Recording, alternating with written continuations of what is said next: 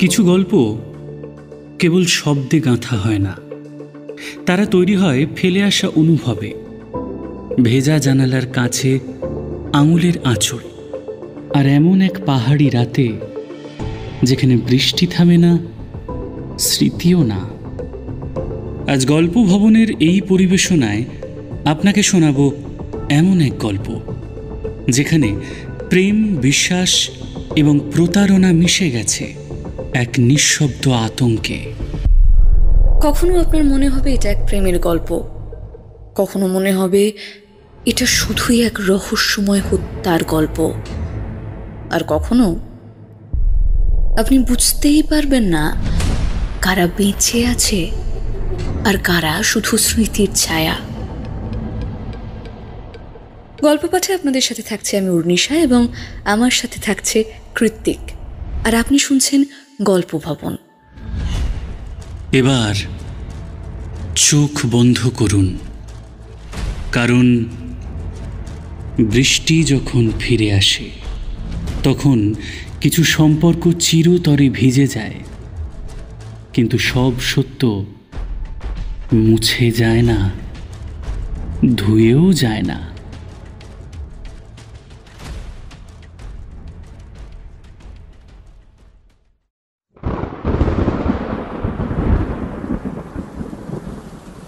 বৃষ্টি বৃষ্টি একা থাকার সবচেয়ে নির্ভরযোগ্য অজুহাত।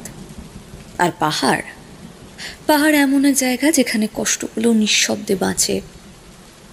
অরণ্য সেন একজন সফল ক্রাইম লেখক।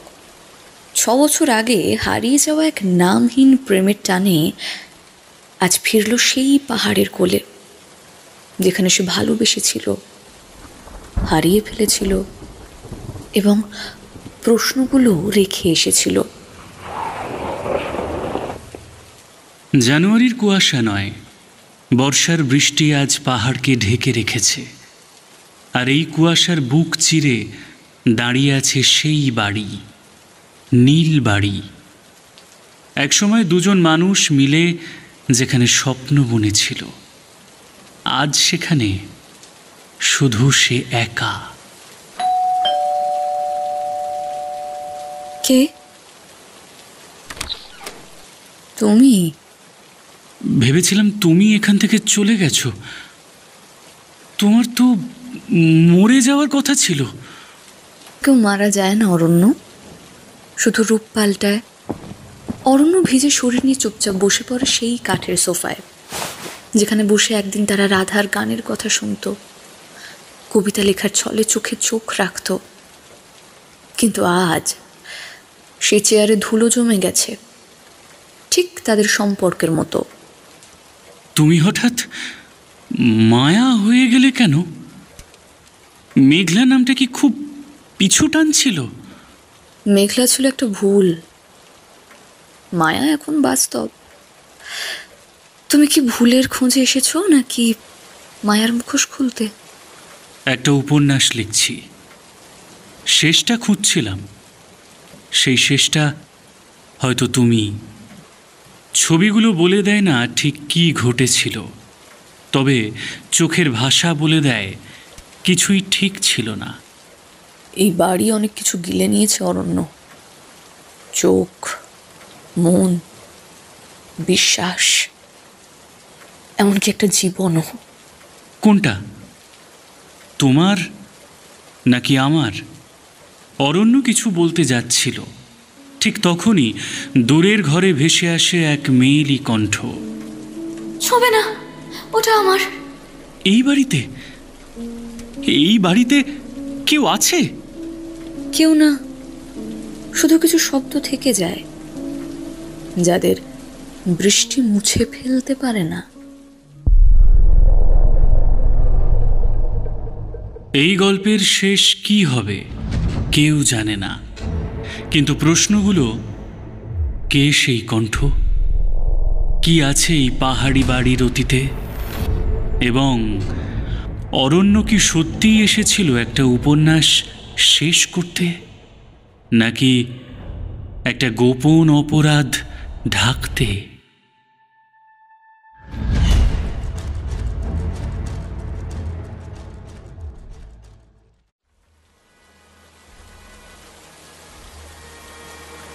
বাইরে বৃষ্টি থামার নামই নিচ্ছে না।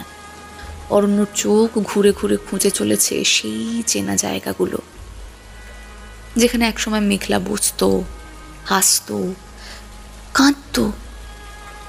আজ মেঘলা নেই, আছে মায়া। কিন্তু মায়া কি সত্যি আলাদা কেউ, নাকি মেঘলা নিজেই ফিরে এসেছে অন্য মুখোশে?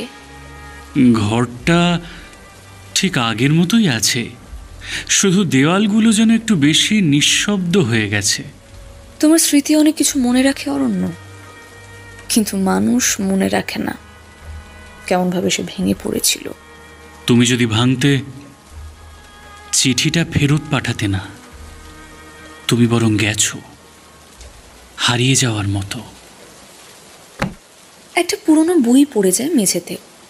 অরণ্য সেটা তুলে নিয়ে দেখে, তাতে লেখা রয়েছে ছায়ার নিচে। বইয়ের ভিতরে একটা ডায়েরি গুঁজা রয়েছে, পুরনো বাদামি রঙের কভারে জলের দাগ লেগে গেছে। ডায়েরির মলাটে লেখা রয়েছে, যা বলা যায় না তাই লিখে রাখা ভালো। এই এই এটা তো তোমার লেখা। সব লেখা নিজের জন্য তো হয় না, কিছু লেখা শুধুই সাক্ষ্য হিসেবে থেকে যায়। যে অরণ্য ডায়েরি পড়তে থাকে, প্রতিটি শব্দ যেন এক একটা ছুরির মতো বিঁধে যায়। 6 জুন রাত 2টো। ও আমাকে বিশ্বাস করেনি। আমি হয়তো ভুল করেছিলাম, কিন্তু ভুল তো মানুষই করে। ও যখন চলে গেল, আমি শুধু চুপ করেছিলাম, কারণ সত্যি বললেও কেউ শোনেনি তখন। এই কথাগুলো আমি আমি তো কখনো শুনিনি। তুমি শোনার লোক ছিলে না অরণ্য, তুমি কেবল লিখতে জানো। কিন্তু জীবনটা গল্পের মতো সাজানো যায় না সব সময়। তুমি বললে এখানে কেউ নেই। আমিও তো মাঝে মাঝে বুঝতে পারি না আমি একা কিনা। বৃষ্টি বাড়ে, ঘরের কাঁচে জল গড়িয়ে পড়ে।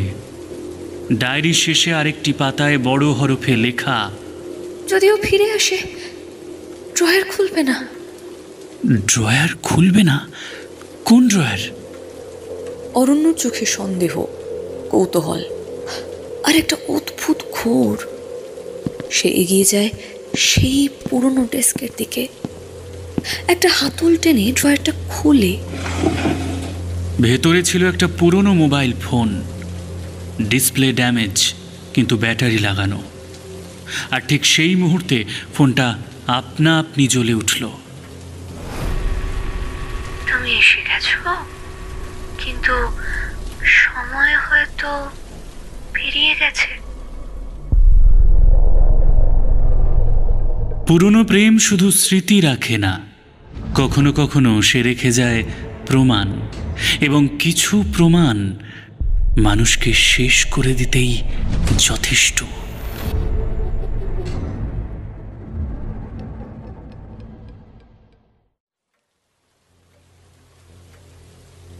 পাহাড়ি রাতে শুধু বৃষ্টি নয়, স্মৃতিও ঝরে পড়ে।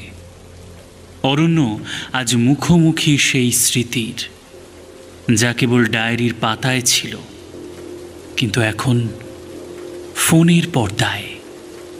তুমি এসে গেছো, কিন্তু সময় হয়তো পেরিয়ে গেছে। কি এটা? মেঘলা, মেঘলা তুমি? এই ফোনটা আমি কখনো দেখিনি, কিন্তু এই কণ্ঠ, এই কণ্ঠ আমাকে রাতে ঘুমোতে দিত না। 6 বছর আগের সেই রাতটা ফিরে আসে।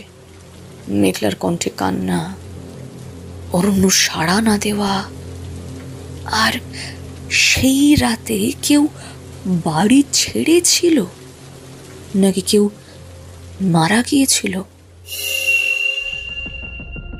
অরণ্য, অরণ্য বিশ্বাস করো, আমি চাইনি এটা বিশ্বাস করো। আমি শুধু একটু ভালোবাসা খুঁজেছিলাম অরণ্য, বিশ্বাস করো আমার কথা। তুমি আমাকে ঠকালে মেঘলা, তুমি আমাকে ছিঁড়ে ফেললে। বহু প্রশ্ন ছিল, কিন্তু উত্তরগুলো হয়তো এই ফোনের ভিতরেই লুকিয়ে। অরণ্য ফোনটা চার্জে বসায়, ফোনটা জ্বলে ওঠে। লক স্ক্রিনে ভেসে ওঠে একমাত্র ছবি, একটা সেলফি। মেঘলা আর একটা অচেনা পুরুষের একটা সেলফি।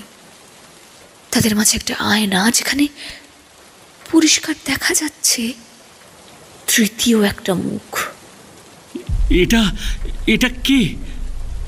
এই লোকটা আমি না। সব ছবি যা দেখে তা বলে না, আর সব স্মৃতি সত্যি নয়। ঠিক তখনই বিদ্যুৎ চলে গেল, ঘর অন্ধকারে ঢেকে যায়। ফোনের আলোতেই দেখা যায় দরজার বাইরে কেউ দাঁড়িয়ে। দরজার ফাঁক দিয়ে একটা কাগজ খুলে আসে। এটা কি? তোমরা যা খুঁজছো তার শেষ পৃষ্ঠা এখানে নেই। নীল বাড়ি এখনো সবকিছু দেখছে, বলছে না। তুমি কি মনে করো এই বাড়ি শুধু কাঠ আর ইট দিয়ে তৈরি? নীল বাড়ির দেয়ালে লেগে থাকা স্মৃতির দাগ বৃষ্টিতে ধুয়ে যায় না। আর কিছু প্রশ্ন তোমাকে শেষ করে দিয়ে তবে উত্তর দেয়। এই পাহাড়ে, এই বাড়িতে কে সত্যি, কে অভিনয় করছে, আর কারা কেবল গল্পের চরিত্র?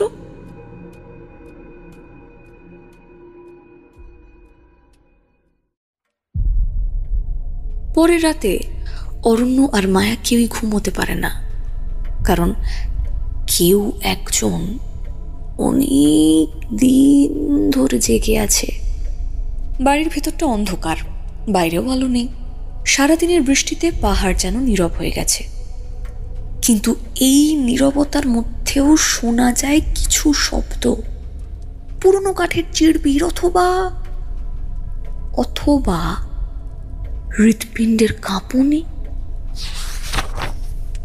যদি আমি না ফিরি, দয়া করে কাউকে দোষ দিও না, কারণ কেউই জানতো না আমি আসলে কি ছিলাম।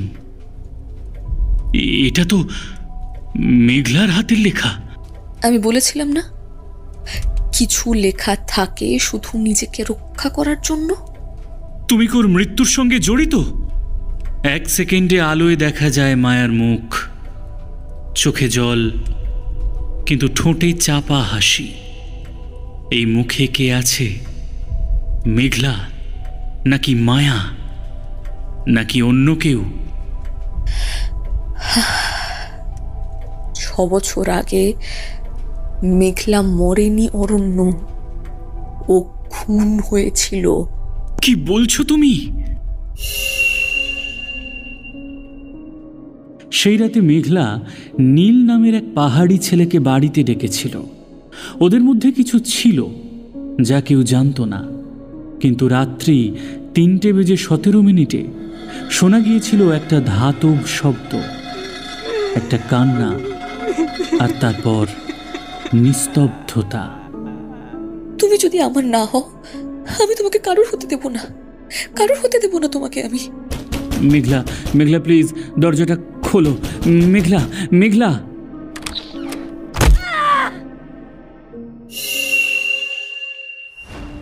তুমি তুমি তুমি কি বলছো মায়া? তুমি কিভাবে জানলে এই সব? কারণ আমি তখন ঘরের কোণে বসেছিলাম। আমি দেখেছি, আমি শুনেছি, কিন্তু কাউকে কিচ্ছু বলিনি। মেঘলা মারা যায় নাকি মেরে ফেলা হয়, আর ঠিক সেই মুহূর্ত থেকেই মায়া জন্ম নেয়। কিন্তু এখন সেই ছায়া ফের ফিরে এসেছে। অরণ্য দরজার দিকে এগিয়ে যায়। দেয়ালের এক কোণে একটি ছায়া দাঁড়িয়ে আছে। তুমি যা দেখছো সেটা সব নয়। তুমি?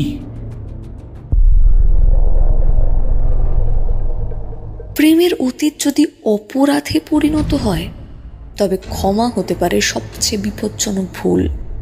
নীলবাড়ির দেওয়ালে আজও কেউ দম আটকে কাঁদে, কেউ যে মরেনি, শুধু হারিয়ে গেছে।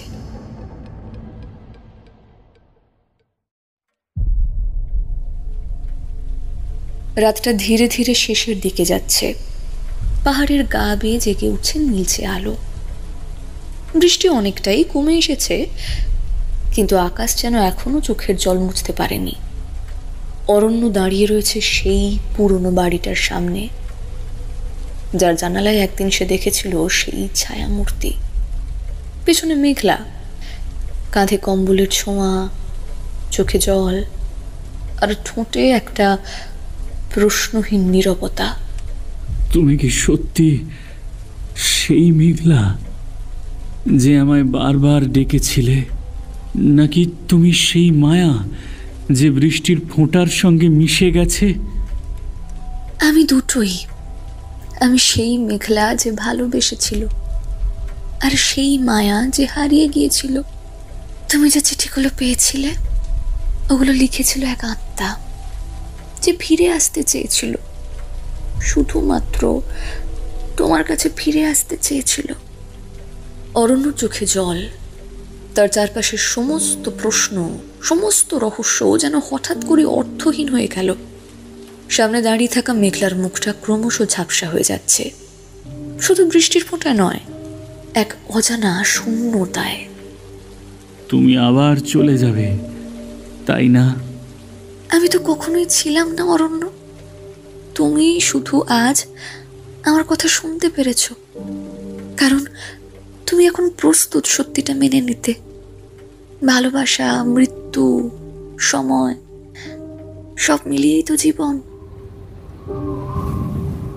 একটা হালকা হাওয়া এসে ছুঁয়ে গেল মেঘলার কাঁধ। এক মুহূর্তে মেঘলার অস্তিত্ব যেন কুয়াশার সঙ্গে মিলিয়ে যেতে লাগলো। অরণ্য ছুটে এলো, হাত বাড়ালো, কিন্তু কিচ্ছু ধরতে পারল না। তুমি যদি সত্যি চলে যাও, তবে কেনই বৃষ্টি এখনো পড়ছে? কেন আমার বুকটা এত ভারী? কেনই বাড়িটা আবার চুপ করে রইল?